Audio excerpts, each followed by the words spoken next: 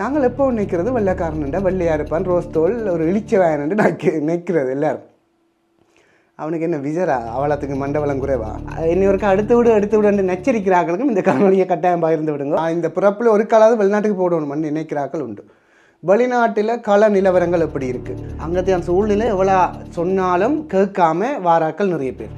அதையும் விட படிப்பறிவு குறைஞ்ச அங்கத்தை நாட்டவர்கள் எங்கடையாக்கள் இல்லை, வெள்ளைக்காரர்கள் 3-4 இல்லை 10 கடை வச்சிருக்கிறாங்களும் இருக்குது, நல்லா இருக்கிறாங்க. ஈழத்தமிழர்கள்ட்ட அப்படி என்ன கெப்பாசிட்டி அல்லது கேப்பபிலிட்டி இருக்குது. அவன் பிள்ளையை பார்த்தீங்களா அந்த காசை வச்சு சுதி பண்ணும். உதாரணமாக சொன்னால் மெயினாக துறைமுகங்களை நோக்கி நகர்த்தி அங்கே கொண்டு போட்ட ரூட்டு எல்லாம் அது எங்கட நாட்டில் அவனுக்கு நெய்யாக்கிறேன்.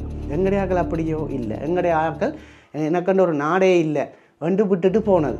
எல்லா மூலப்பொருட்களையும் கொண்டு வந்து தாங்கள் பணக்காரனாகி ஊரில் உள்ள வட்டி தொழிலாளின்ற நிலைமை தான் வேண்டு. அவன் அங்கே போயிட்டு ஹீத்ரூ ஏர்போர்ட்டில் ஒரு வேலை எடுத்தது. ஹீத்ரூ ஏர்போர்ட்டில் தெய்வாக்கு வேலைக்கு போனால் இப்போ ஒரு வெங்காயம் வச்சு 2000 கண்டுக்கு இறைச்சவன் அங்கே போய் ஒரு கேப்சியில் வேலை செய்கிறது அவனுக்கு அவ்வளவு கடுமையாக இருக்க போகிறது இல்லை. சம்பளத்தில் 400 பவுண்ட்ஸ் டெக்ஸாக கட்டணும். பெருக்கி பாருங்க, இங்கே 400 தர 400 ஆள். அங்கே இருக்கிற ஒவ்வொரு தமிழனும் நான் சொல்கிறது பொய்யோண்டு சொல்லுங்கள். இதே மாதிரி தான் ஒவ்வொரு நாடும். இப்போ இங்கே இருந்து போன படிக்கல அங்கே கடைகளில் வேலை செய்வாங்க கேளுங்க உங்கள் இதுகள் எப்படி இருக்குன்னு. ஆனால் அங்கே மூத்த ஜெனரேஷன் நல்லா இருக்குது. தமிழ் லெந்தரன் சொந்தங்களுக்கு வணக்கம். அற்புதமானது ஒரு காணொலியில் நான் உங்களை சந்திக்கிறேன். வெளிநாட்டுக்கு போகிறது எல்லாருக்கும் ஒரு கனவு. வெளிநாட்டுக்கு போயிடணும், நான் இந்த பிறப்பில் ஒரு காலாவது வெளிநாட்டுக்கு போயிடணும்னு நினைக்கிறாக்கள் உண்டு. வெளிநாட்டில் கள நிலவரங்கள் எப்படி இருக்குது ஏன்னு சொன்னால் குறிப்பாக லண்டன், கனடா, சுவிஸ், ஃப்ரான்ஸ் இப்படியான நாடுகளுக்கு போகிறது எங்களுடைய தமிழர்கள்ட்டு ஒரு என்ன சொல்கிறது சாக்கடையில் ஒரு அங்கே கால் வச்சிடணும்ன்ட்டு நினைக்கிறாக்கள் பல. அங்கத்தையான சூழ்நிலை எவ்வளோ சொன்னாலும் கேட்காம வாராக்கள் நிறைய பேர். ஐயோ அங்கெல்லாம் மாறிடுது டோட்டலாக என்றாக்கள் கொஞ்சம் பேர் என்ன சொன்னாலும் கேட்க மாட்டேங்க. இதை விட முக்கியமாக இப்போ எங்களுடைய அந்த ஆரம்ப காலத்தில் இருந்த வெள்ளைக்காரட்ட பிள்ளைகள் எல்லாம் இப்போ அங்கே இருப்பினம் தானே, அவர்கள் இப்போ அங்கே எப்படி பெரிய பணக்காரராக இருக்கணுமா? கிட்டத்தட்ட இங்கிலாந்தில் வாழ்கிற அங்கத்தை நாட்டவர்களில் எங்களோட ஊர் வழியை படிக்காமல் அப்படி கொஞ்சம் பேர் இருப்பினம் தானே. அந்த சொல்லுவினம் அவங்கள ஒரு படிப்பறிவு இல்லை அவங்கள அப்படின்னு சொல்லி ஒரு பாகுபாடு காட்டுவினமே மக்கள். அதையும் விட படிப்பறிவு குறைஞ்ச அங்கத்தை நாட்டவர்கள் எங்களுடைய ஆக்கள் இல்லை, வெள்ளைக்காரர் இருக்கணுமா? எங்களுடைய ஆக்களால் எப்படி இந்த யுத்த காலத்துக்கு போய் 1 2 3 4 5 10 கடையும் வேண்டின ஆக்கள் இருக்குது. எப்படி ஈழத்தமிழன் முன்னேறினவன் என்னென்று இப்படி மேலே வந்தவன் அப்படி என்ன தமிழனில் இருக்குது இனி போய் அங்கே சாதிக்கலாமா என்றது ஒரு 6000 காணொலி. கிட்டத்தட்ட லண்டன்லேயே நான் பிறந்து வளர்ந்த மாதிரி இந்த அனுபவ பயிர்கள் இருக்கும். காரணம் நான் அங்கே ஒரு நாளும் போனதும் இல்லை, அந்த அனுபவம் எனக்கு கிடைக்கல. ஆனால் அங்கே இருக்கிற சொந்தங்களுடைய அனுபவங்களும் என்னுடைய பகுத்தறிவும் இந்த காணொலியை தயாரிக்க உதவினது. கட்டாயம் லண்டனுக்கு போகணும் என்ற ஆக்கள் அல்லது கனடா, சுவிஸ், ஃப்ரான்ஸுக்கு போகணும் என்ற ஆக்கள் இந்த காணொலியை வடிவாக கவனிங்கோ. முக்கியமாக இலங்கை பிரித்தானியாவின் ஆதிக்கத்துக்குள்ள இறுதியாக இருந்த ஒரு நாடு.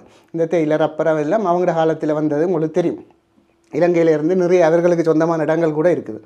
இப்படி இருந்தும் இப்போ அவர்களுடைய இளைய சமுதாயம் பங்குரோத்து நிலைக்கு போனதாக ஒரு தகவல். இதுக்கு பின்னால் என்ன நடந்தது, எங்கடையாக்கள் எப்படி அங்கே ஒரு இப்படி நிற்கிறாங்க தமிழ் என்று சொல்லி எல்லாத்தையும் இந்த காணொலி ஆராய போதும். வெளிநாட்டுக்கு போய்த்தான் ஆகணும் என்று நினைக்கிறாக்களுக்கும் இன்னொருக்கா அடுத்து விடு என்று நச்சரிக்கிறாக்களுக்கும் இந்த காணொலியை கட்டாயம் பகிர்ந்து விடுங்க.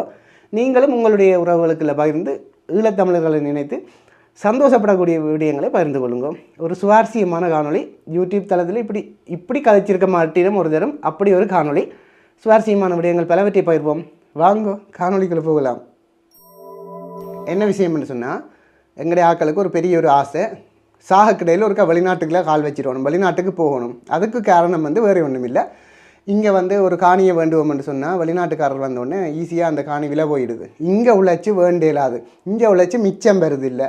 இங்கே அரசாங்க சம்பளத்தை எடுத்து ஒரு கொஞ்சம் கூட மிச்சம் பிடிச்சி எங்களோட பிள்ளைகளுக்கு நாங்கள் எல்லாம் என்னென்று சீதனம் கொடுக்க போகிறோம், என்னென்று வீடு கட்ட போகிறோம், என்னென்று என்னுடைய கடனை அடைக்கிறது, இப்படி நிறைய பிரச்சனைகள் இருக்குது எங்களுடைய ஈழத்தமிழர்களுக்கு. அப்போ இலங்கையில் பணவீக்கம் 60% கூட எல்லாம் இருந்தது, இப்போ ஒரு 6% கொண்டு வந்து வச்சுருக்குது இப்போ இருக்கிற கவர்மெண்ட்.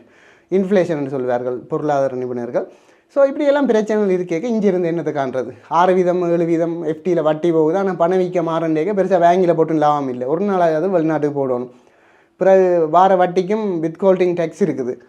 இப்படி பிரச்சனை வந்துட்டு வெளிநாட்டுக்கு ஒருக்கா இறங்கிடணும். இதை விட முக்கியமாக வெளிநாட்டில் இருந்து வாராக்களுக்கு அரச மரியாதை, கோயில் திருவிழா எல்லாம் 4 வீட்டு மூலத்தை பிடிச்சி செய்கிறாங்க, அப்படி செய்கிறாங்க இப்படி செய்கிறாங்க, பெருசாக எல்லாம் கோல் எடுத்து கொண்டாட்டங்கள் எல்லாம் செய்கிறாங்க.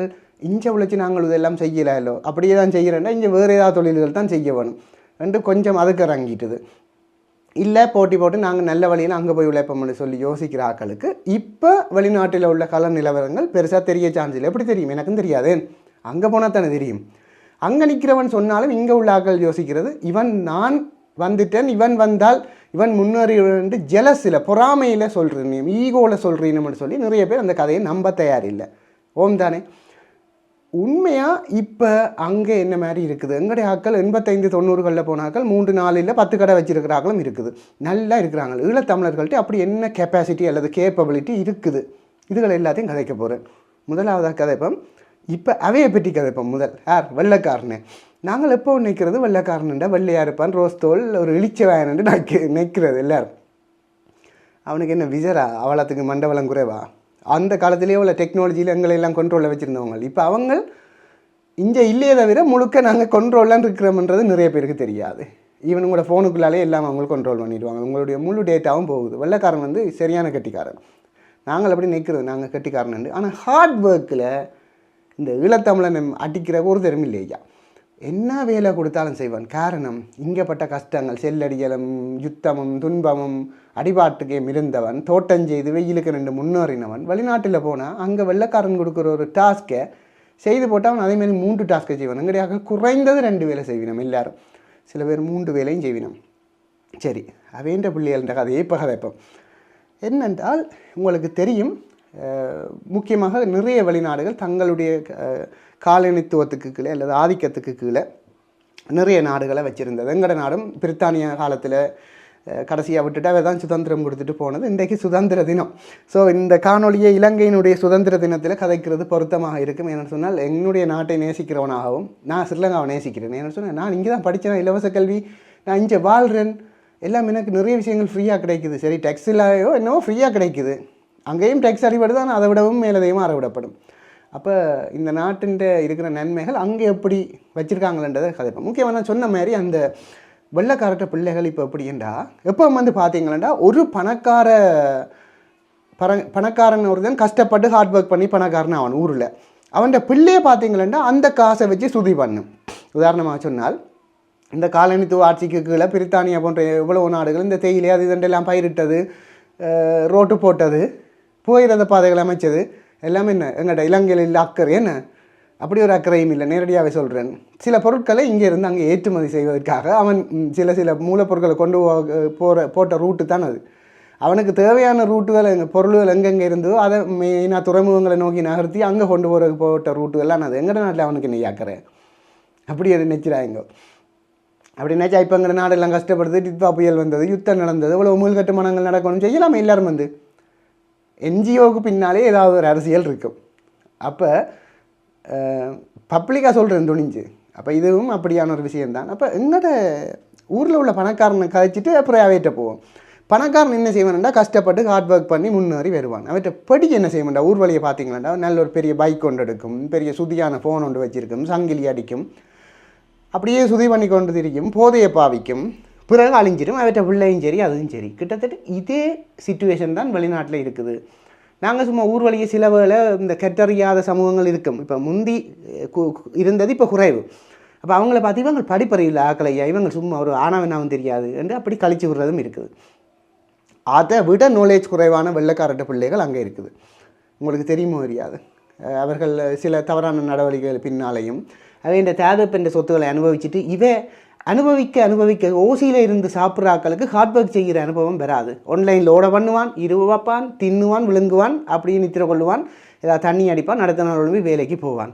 எங்களுடைய ஆக்கள் அப்படியோ இல்லை. எங்களுடைய ஆக்கள் எனக்குன்ற ஒரு நாடே இல்லை, வந்து விட்டுட்டு போனது. அப்போ அவனுக்கு நோக்கம் காசு உழைக்க வேணும். அதே நேரம் எங்களுடைய ஆக்கள் உட்பட எல்லா வந்தவரை குடிக்கும் அவன் நாடு அது ஒரு லொச் மாதிரி. புரியுதா உங்களுக்கு? இப்போ எங்கட மண்ணண்டா என்ற வேலி அடைக்கணும், வேலிக்கு என் சரகு ஓட்டுண்டு சண்டைக்கு நிற்பேன். அதை ஆற்றி ஒன்று ஆடுதானே என்று சொல்லிட்டு குறிப்பாக எங்கட நாடு அயல் நாடுகள் எல்லாரும் சேர்த்து அங்கே போயிட்டு பொருளாதார முன்னேற்றுவதற்காக அங்கே போய் அது ஒரு வாடகை வீடு மாதிரி பாவிச்சு சிம்பிளாக சொன்னால் நம்முடைய ஆக்களுக்கு என்ன அவன் நாட்டில் அக்கறை என்ன மாதிரி ஒரு சிலர் எல்லாரையும் சொல்லல கவனிக்காமல் விட்டதால் அவங்களோட நாடு பொருளாதார ரீதியாக வாங்குறதுக்கு போட்டுது. அவங்களோட பிள்ளைகளும் உழைப்பில் ப்ரொடக்டிவிட்டி இல்லை. ஏன் அதான் சொன்னேன், ஏற்கனவே உள்ள நாட்டு எல்லா இடமும் திரிஞ்சு எல்லா நாடுகளையும் தங்கட கண்ட்ரோலுக்கு வச்சுருந்து எல்லா மூலப்பொருட்களையும் கொண்டு வந்து தாங்கள் பணக்காரனாகி ஊரில் உள்ள வட்டி தொழிலாளின்ற நிலைமை தான் அவன்ட்டு. இப்போ அவன் நிலைமை ஒரிஜினல் தமிழன் இருந்தால் சொல்லுங்க, அங்கே இருந்தோண்டு நான் சொல்கிற பொய்யோண்டு சரியான கஷ்டப்படி நம்ம வேண்ட பிள்ளைகள் இவ்வளவோ ஒரு இனி இல்லைண்ட படித்து மேலே வராக்களும் இருக்குது அவர்களுடைய பிள்ளைகள். இனி இல்லைண்ட மிச்சம் இல்லாமல் எங்கட சிங்கங்கள்லாம் நாங்கள் நிற்குதேன். Hard work. எந்த ஃப்ரெண்ட் படியன் திவா இந்த வீடியோ பார்க்குறீங்களோ தெரியாது, பிஹெச்ஐயாக இருந்தது கிளிநொச்சியில். அவன் வந்து அங்கே போயிட்டு ஹீத்ரூ ஏர்போர்ட்டில் ஒரு வேலை எடுத்தது. ஹீத்ரூ ஏர்போர்ட்டில் திவாக்கு வேலைக்கு போனால் அங்கே அந்த லைனுகளை ஒழுங்குபடுத்துறதுக்கு இவனை இப்போ பெரிய பதவிகளுக்கு விட்டுட்டாங்க, சூப்பர்வைசர் டீம் லீடர் எல்லாம் விட்டுட்டாங்க. அங்கே வந்து ஏர்போர்ட் வந்து தேர்ட் பார்ட்டி தான் கொடுக்குற, கவர்மெண்ட் செய்கிறதில் ஏதாவது ஒரு தேர்ட் பார்ட்டி கம்பெனி வந்துட்டு கொடுக்கும். அதில் இவன் வேலை செய்தது என்னுடைய நண்பன். அங்கே போனால் அந்த ஆக்களை ஒழுங்குபடுத்தி லைனாக விடுறதுக்கு கூட அங்கத்தி நாட்டாக்களால் கத்தி குளறியெல்லாம் செய்ய இயலாது. எங்களுடைய ஆக்கள் தெரியாது. அந்த கொரோனா ஊசி போடுறதுலேருந்து எத்தனை டெங்கு ப்ரோக்ராம்கள் செய்திருப்பாங்க, எத்தனை அவேர்னஸ்கள் செய்திருப்பாங்க. சிங்கம் இறங்கி களத்தில் நின்று அடிச்சிருக்குது.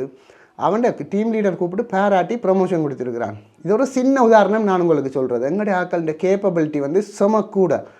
இப்போ ஒரு வெங்காயம் வச்சு 2000 கண்டுக்கு இறைச்சவன் அங்கே போய் ஒரு கேப்சியில் வேலை செய்கிறது அவனுக்கு அவ்வளவு கடுமையாக இருக்க போகிறது இல்லை. அப்போ இங்கே ஹார்ட் ஒர்க்கர் தோட்டத்துக்கு பட்டை அடித்தவன் போய் அங்கே நல்லா இருக்கிறதுன்றது உண்மைதான். அப்போ இது ஒரு ரீசன். அங்கத்தை ஆக்கள் வந்து ஒரு லேசியாகவும் சோம்பறியாகவும் எங்களுடைய ஆக்கள் போய் அங்கே நல்லா முன்னேறி உழைச்சி நல்லா முன்னேறி கொண்டிருக்கிறக்குரிய ரீசன் வந்து ஒன்று இது. இதை விட நீங்கள் பார்த்தீங்களா அவர்களுக்கு வந்து இப்போ தேதப்பெண் தேடி வச்ச சொத்துக்களை அனுபவித்து ஒரு வீடு வேண்டணும், ஒரு காணி வேண்டணும் அப்படி என்ற யோசனை அவர்களுக்கு இல்லை. அப்போ அவை எல்லாமே வந்து கூட பர்ச்சேசிங்கில் காசை செலவழித்து கொண்டிருக்கிறதால அவர்களுடைய நாட்டு பொருளாதாரம் வந்து குறைஞ்சிட்டுது. எங்களோட நாட்டு ஆக்கள் தான் எல்லாத்துலேயும் கோல் வச்சு வச்சிடும். அப்போ அவன் பார்த்தான் இப்படியே ஸ்ரீலங்கனையும் இந்தியனையும் கூப்பிட்டா அந்த நாடு வந்து தென்னை நாடு முன்னேறாது, கிட்டத்தட்ட அந்தந்த இடத்தை அந்தந்த ஆக்கள் ஆட்சி செய்தால் தான் அது பெட்டராக இருக்குமென்ற மாதிரி அவர்கள் இப்போ திங்க் பண்ண வலிக்கிட்டார்கள். அதால் தான் லிமிட் பண்ணினான் முழுக்களே. டேக்ஸுகளை கூட்டி கூட்டி கூட்டி டேக்ஸால் பாதிக்கப்பட போகிறது கூட அவன் நாட்டாக்கள் இல்லை, போராக்கள் தான். நீங்கள் வெளிநாட்டிலேருந்து வர போகிறீங்களா, ஓகே, அப்போ உன்னுடைய கம்பெனிக்கு இவ்வளவு இன்கம் இருக்கிறதால தான் நீங்கள் அவரை கூப்பிடலாம். ஆனுவல் இன்கம் 37 பவுண்ட்ஸோ ஏதோ ஒன்று சொன்னால் அவர்கிட்ட மாத சம்பளத்தில் 400 பவுண்ட்ஸ் டேக்ஸாக கட்டணும். பெருக்கி பாருங்க, இங்கே 400 தர 400 குறைஞ்ச 400 அப்படி பெருக்கி பாருங்க, இவ்வளவு டேக்ஸாக கட்ட போகிறீங்க.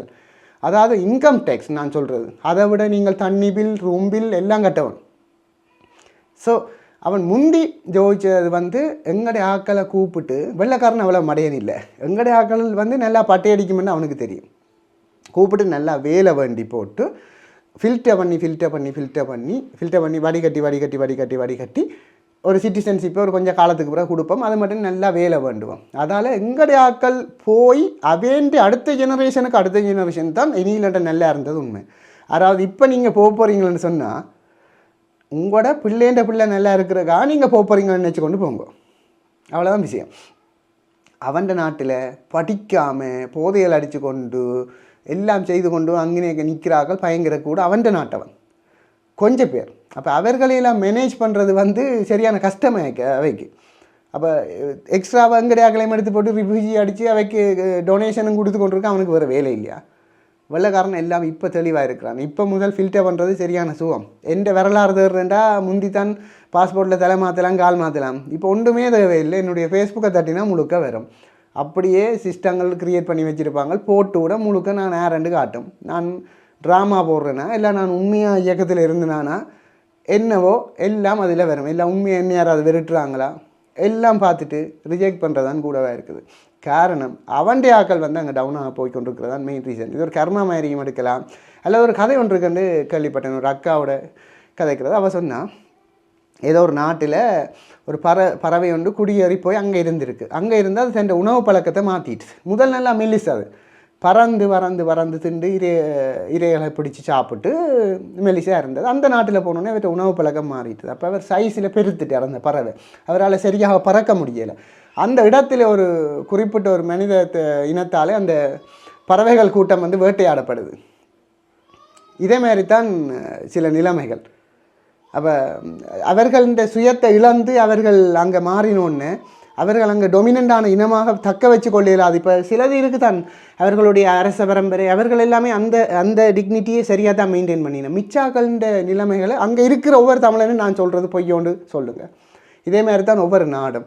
அங்கேயும் பொருளாதார சிக்கல், அங்கேயும் உலகத்தில் நடக்கிற போர்கள் எல்லாமே பாதிக்குது. அப்போ இதால் வந்து இங்கே இருக்கிற தமிழர்களை அவன் எடுக்கிறத இப்போ பெருசாக விரும்புகிறான் இல்லைன்றது தான் மறுக்கப்பட முடியாத உண்மை. அப்போ லண்டனுக்கு தான் போகணும், அங்கே தான் நான் போய் எல்லாம் செய்யணும் என்றாக்கள் யோசிங்க. அங்கே போடுற எஃபர்ட்டு நாங்கள் இங்கே போட்டோம் என்றால், இப்போ சில பேருக்கு உயிர் அச்சுறுத்தல் இருக்கலாம், இங்கே வாழ முடியாத சூழ்நிலைகள் ஏதாவது இருந்தால் அதுக்கு அந்த காரணங்கள் வேறு. ஆனால் இப்போ நாட்டில் வந்து யுத்தம் முடிவடைஞ்சிட்டு எவ்வளோ தூரம் ஏற்றுக்கொள்வினோம், இதை தவிர வேறு ஏதாவது த்ரெட்னிங் இருந்தால் ஓகே.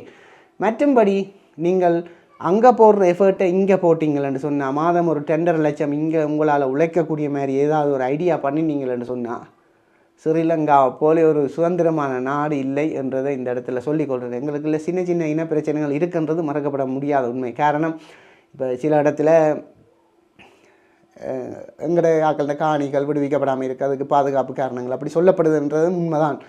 ஆனால் அந்த பிரச்சனைகள் எல்லாம் கிளியர் ஆகமெண்டா, அது கிளியர் ஆகலாமென்றாலும் சிலது அது விடாது. இந்த பிராந்திய ரீதியான எங்களுடைய அரசியல் நிலைப்பாடுகள் பெருசாக மாறப்போகிறது இல்லை. ஆனால் வெளிநாட்டுக்கு தான் போகணுமென்றதுக்காக அவ்வளோ ரிஸ்க் எடுக்காதேங்கோ. அவன்ட பிள்ளைகளே நாங்கள் திருப்பம் சொல்கிறேன், இங்கே படிப்பறிவில் நீங்கள் சொல்கிறத விட குறைவான படிப்பறிவில் அவன்ட பிள்ளைகள் அங்கே இருக்குது. ஈவன் அங்கே இருக்கிற வெப்சைட் சூப்பர் மார்க்கெட்டுகளில் சாமான் வேண்ட வார ஆக்களில் பார்த்தா தெரியும். இப்போ இங்கேருந்து போன படிக்கல் அங்கே கடைகளில் வேலை செய்வாங்க, கேளுங்க உங்கள் இதுகள் எப்படி இருக்குன்னு. ஆனால் அங்கே மூத்த ஜெனரேஷன் நல்லா இருக்குது.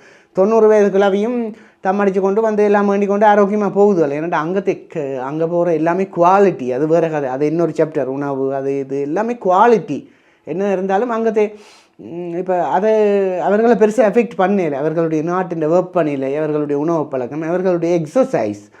அப்போ இதுதான் நிலவரம். நல்ல ஒரு உதாரணம், நல்லா வரணும், லண்டனுக்கு போகணும், போய்த்தான் ஆவன் என்றார்கள். அங்கத்தையான் கள நிலவரம் எப்படி இருக்குது, முந்தி மாதிரியாக இருக்குது என்றதை கருத்தாக சொல்லுங்க.